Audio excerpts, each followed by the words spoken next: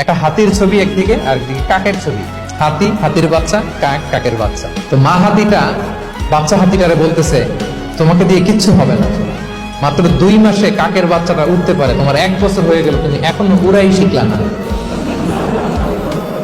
মা হাতি বলে, কাকের বাচ্চা 2 মাসে উঠতে পারে, 1টা বছর হয়ে গেল, তোমার কোনো ইমপ্রুভমেন্ট নাই বাবা।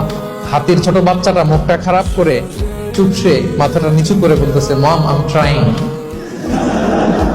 মা আমি চেষ্টা করতেছি। আচ্ছা বলেন তো, ডানা মেলে উড়া কি হাতির কাজ?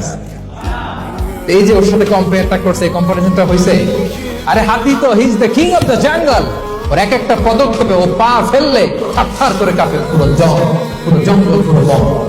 ওই হাতির বাচ্চাটারে কিভাবে কনফিডেন্স নষ্ট করতেছে, বলতেছে 2 মাস হয়ে গেল, কাকের বাচ্চা 2 মাসেই উঠতে পারে, তোমার 1 বছর বয়স হলো, তুমি এখন উঠতে পারো না। এবার বুঝতে পেরেছেন আমরা কিভাবে ছেলে মেয়েদের কনফিডেন্স নষ্ট করি? কখনো কম্পেয়ার করবো।